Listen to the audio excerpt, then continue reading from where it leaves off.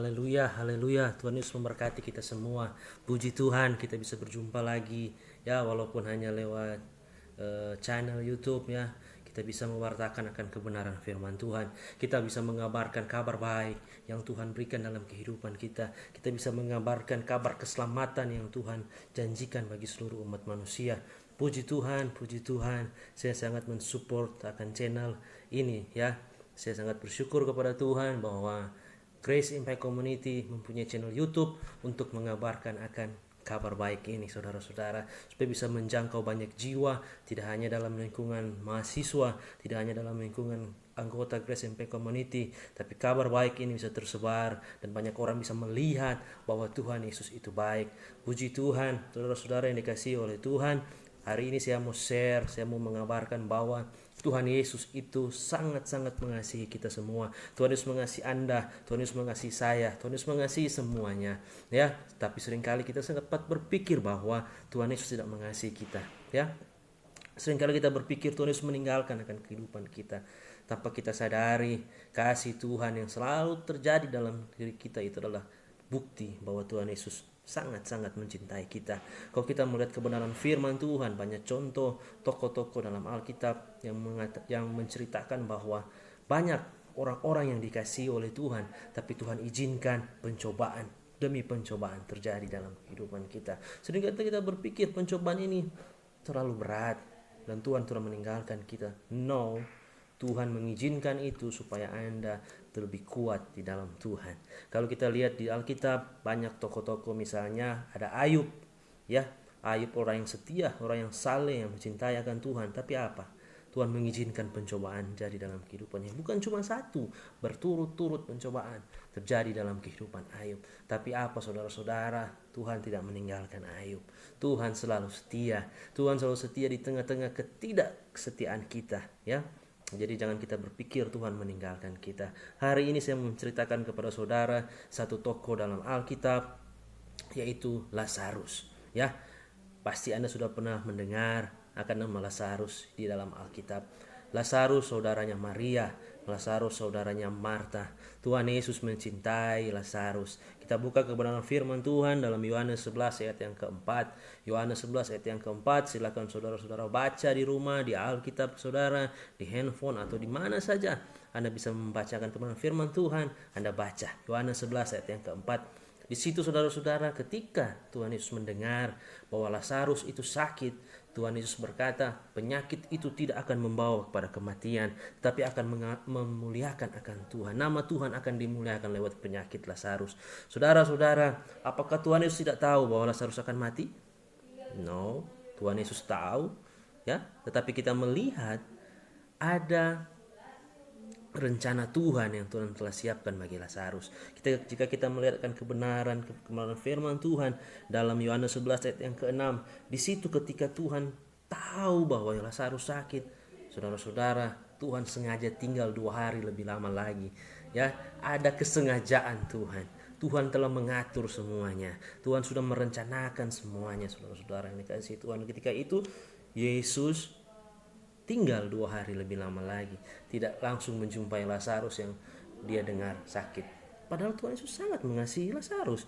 Coba kita lihat ayat yang ke-5, ya. Di situ Tuhan Yesus mengasihi Lazarus dan Maria, ya. Pada ayat yang ke-33 juga ketika Yesus melihat Maria menangis, maka terharu hati Yesus, ya.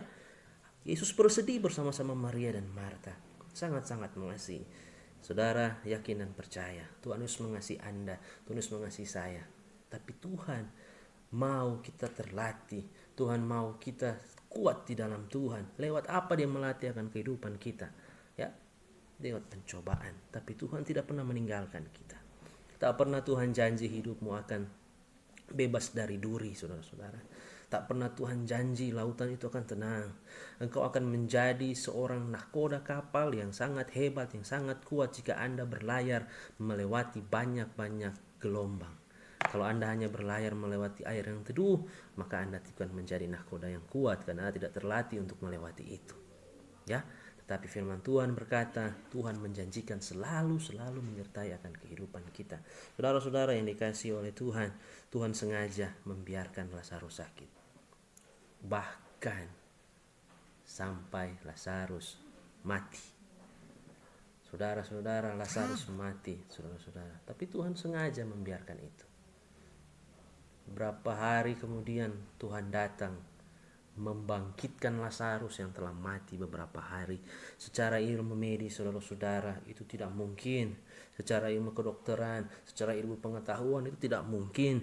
Jenazah Lazarus pasti sudah membusuk, jenazah Lazarus pasti sudah membengkak, bahkan sudah memiliki belatung-belatung ya di bagian-bagian tubuhnya, terutama mata, saudara-saudara. Perutnya sudah membesar dan itu tidak mungkin akan bangkit lagi. Secara medis orang bisa bangkit mungkin hanya beberapa jam dari kematian, bukan beberapa hari. Tapi mujizat Tuhan nyatakan. Seringkali kita berpikir masalah kita terlalu berat, masalah kita terlalu sulit, dan tidak ada orang yang bisa menolong kita. Bahkan Tuhan pun tidak bisa menolong kita. No, Tuhan sangat berkuasa, saudara-saudara. Sehingga ketika itu terjadi, ketika masalah itu terjadi dalam kehidupan kita, maka Tuhan datang untuk menyelesaikannya. Ingat, Tuhan Yesus tidak pernah terlambat. Waktu Tuhan pasti yang terbaik, walau kadang tak mudah dimengerti. Ya, saudara-saudara, waktu Tuhan selalu waktu yang terbaik. Seringkali ketika Lazarus dibangkitkan, saudara-saudara yang dikasihi oleh Tuhan, ketika Lazarus keluar dari dalam kubur ya saudara-saudara, orang terheran-heran. Kita melihat dalam ayat yang ke-45, di situ dikatakan banyak orang yang percaya kepada Tuhan ketika melihat mujizat yang terjadi dalam kehidupan Lazarus.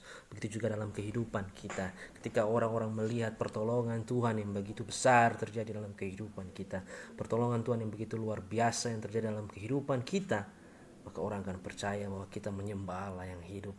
Orang akan percaya bahwa kita menyembah Allah yang luar biasa, yang mampu mengadakan segala mujizat dalam kehidupan kita.